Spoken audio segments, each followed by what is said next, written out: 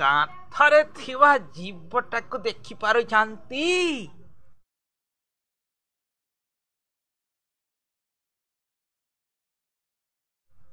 ଏଇଟା କଣ? ଦେଖି କୁହନ୍ତୁ, ଦେଖିକି କୁହନ୍ତୁ ଏଇଟା କଣ? ଚିହ୍ନନ୍ତୁ, ଚିହ୍ନିକି କୁହନ୍ତୁ ଏ କାନ୍ଥରେ ଥିବା ଜୀବଟା କଣ?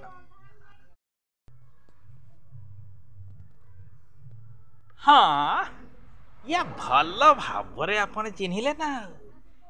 ଦିସ୍ ଇଜ୍ ମଛର ମସ୍କିଟୋ, ଆଇ ମିନ୍ ମଶାଟା। ମଶାଟା ଚିହ୍ନି ପାଇଲେ ତ? ସେଇଟା ମଶାଟା। ବର୍ତ୍ତମାନ ମୁଁ ପଚାରୁଛି, ମଣିଷ ତାଠୁ ବଳୁଆ ନା ମଶା ମଣିଷଠୁ ବଳୁଆ?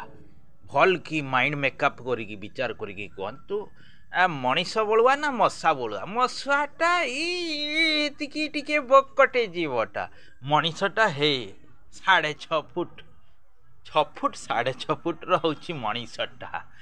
ମଶାଟା ଟିକେଟା ବକଟେ ଜୀବଟା।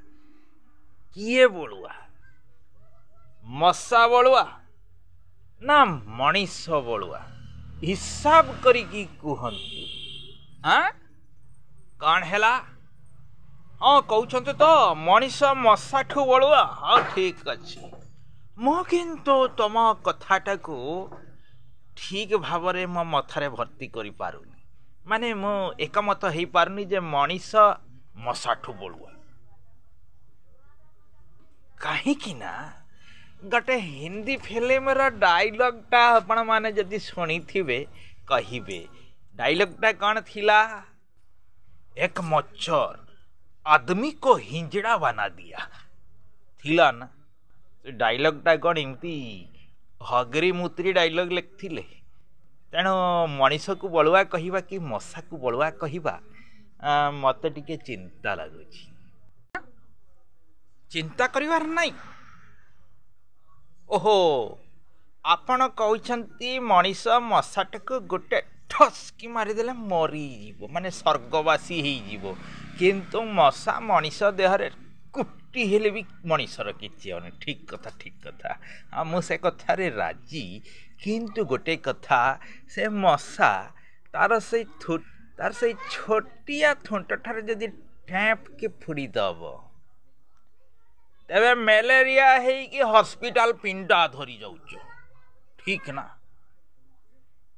ମ୍ୟାଲେରିଆ ହେଇଯାଉଛି, ଡେଙ୍ଗୁ ହେଇଯାଉଛି, ଯଦି ଉପରକୁ ତମେ ବି ଚିତପଟାଙ୍ଗ ହେଇକି ପଳଉଛ। ନହେଲେ ଆଉ କ'ଣ ହଉଛି? ଏଡିସ୍ ହଉଛି, ବାତ ଜ୍ୱର ହଉଛି, ହଉଛ। ବଳୁଆ କି ହେଲେ ଏଡ଼ିକି ଟିକେ ଜୀବଟା ମଶାଟା, ସେ ବଳୁଆ ନା ମଣିଷ ବଳୁଆ? ହଁ, ମଣିଷ ଠାସ୍ କି ମାରିଦବ, ମଶାଟା ସ୍ୱର୍ଗବାସୀ ହେଇଯିବ। ସେଇଟା ତ ସେ ତା ମଶା ଜୀବନରୁ ତ୍ରାହି ପାଇଗଲା।